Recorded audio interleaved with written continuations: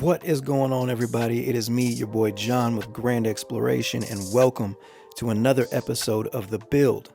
Today's video is just kind of a walkthrough of me prepping the Granite Grand for our big Oregon adventure this weekend.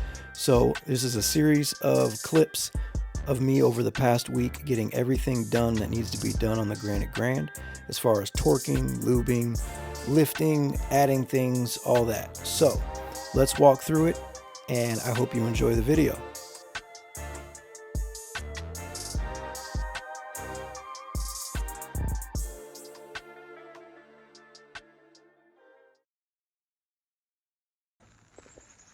What's going on, guys? So first step of the day for the Granite Grand in preparation for this Oregon trip is I'm going to add a couple more half-inch spacers to the rear coil spring, because my back end is still sitting slightly lower than my front, and that's because of the tire carrier along with more weight that I'm going to be carrying on the trip. So I imagine it's going to drop even lower. So we're adding two more half-inch spacers on each side. That'll bring my rear up to 23 inches from hub to fender, and then my fronts are sitting at just about 22, just barely shy, a popcorn fart of 22 inches from hub to fender. So we're gonna add, and this is what the spacers look like. Here's two of them. These are the 6 Monkeys half-inch rear spacers. So these on both sides, and that should bring our back end up and prep us for all the weight we're going to be carrying on this long journey. So let's do that. All right, got the rear spring out, got the spacers out, and I'm going to add uno, dos. That actually is going to end up putting me at 22 and a half. I don't have another spacer to get to 23. I'm gonna have Daniel 6 Monkeys send me out one more spacer, but I should be fine right now at 22 and a half. Whew. All right, let's clean this spring up a little bit and put everything back together. Clean this out with some brake cleaner, positioner, make sure she's in the hole good, and we'll put the spring on. And what seems to help me get the spring back on is hitting this boot with some WD-40 and getting that little hump up down there saturated in it. Helps her slide on. So that proved to be a little harder with one set of hands. So I actually used some spring compressors, just barely compressed it, just a tiny bit, just enough to get it over the hump. I got the other compressor off. Now the task is just to get this guy off, but we'll get it done. Spring is in, and this side's pretty much done. Just got to button her up and then do the other side, and that'll be it for raising the rear end. Then we'll move on to some of the other stuff. All right, now I got everything torqued down. Everything's torqued to spec, which is something also I need to do before this trip, so getting that done ahead of time. I'm also going to throw some grease in my B Woody links and rear toe arms and kind of just clean them up a bit, even though they're going to get dirty again. But grease them up is the most important part, and making sure everything's torqued to spec. Oh yeah, lunchtime, baby. You know, something to know, a little secret about living in Seattle, better than any trail, we have the best teriyaki. Challenge me. You won't beat our teriyaki. It's a known thing.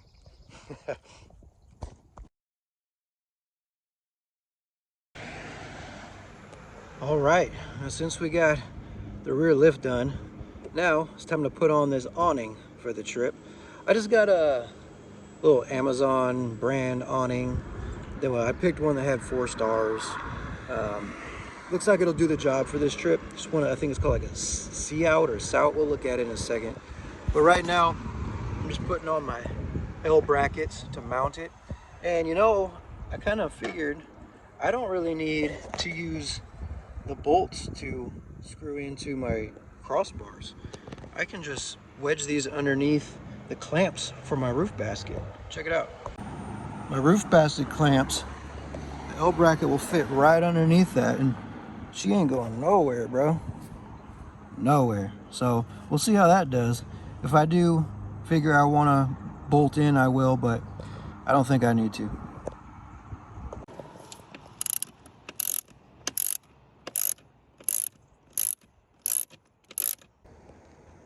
right, awning is on. Doesn't look half bad. We'll see how that thing works out for us. Sorry guys, it's super sunny out here and I don't have my regular camera, I got my phone. Next thing on the agenda is making a shutoff switch for my winch. Because every morning I come out and my winch is unraveled a little bit. And I'm thinking it's the neighbor's garage door or my wife's alarm system. I don't know. I've heard people having this issue with their winches where another frequency is the same as the one on my wireless remote, and it will cause their winch to go a little crazy. So we're putting a shutoff switch to the battery so that I can just essentially keep it off and then turn it on when I need to use it. As you can see, my winch already rolled itself out, so that's what we gotta stop. And I don't really know where I'm gonna put this yet because this thing is pretty tall and it needs to clear the hood. So I may have to get a bracket for it later, but for now we're gonna do kind of a temporary setup. Sorry for the noise, guys. Temporary setup. And I also need to get in here and organize these wires. I'm not good at organizing electrical wires. Somebody wants to come do that for me, let me know.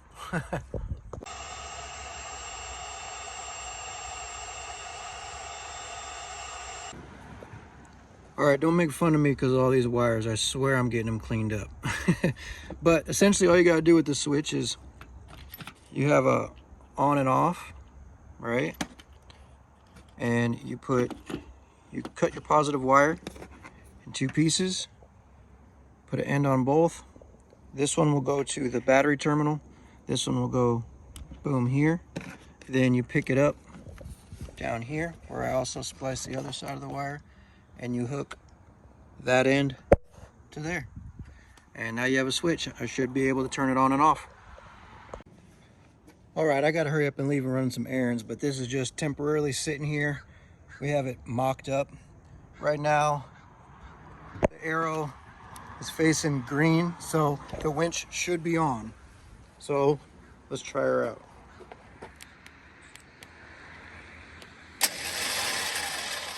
All right, now let's turn her off. All right, arrow's turned to red. Let's pull her back in. It works. All right, another thing knocked off the list.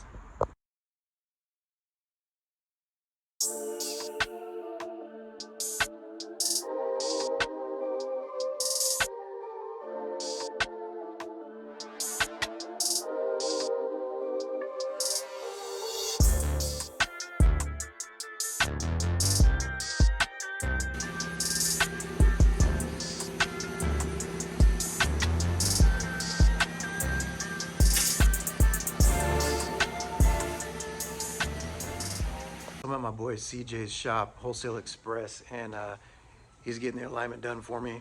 He went ahead and he just redid or changed out my transfer case fluid, which I was going to do, but he graciously extended his valuable time to do that for me. So we are good to go.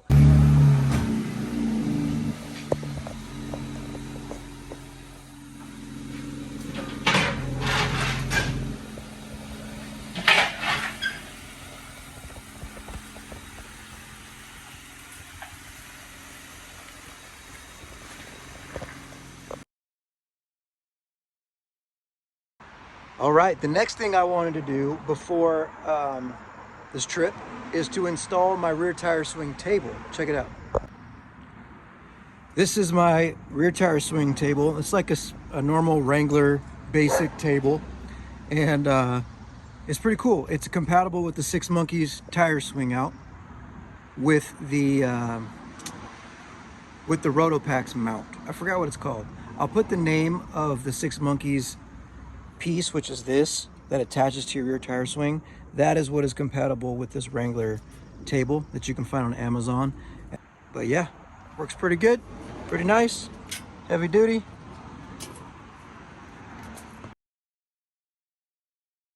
Now for something simple, just a simple air filter replacement. Got a fresh one, I'll put her in. That's that. Look how fresh and clean. Almost hate to get her dirty.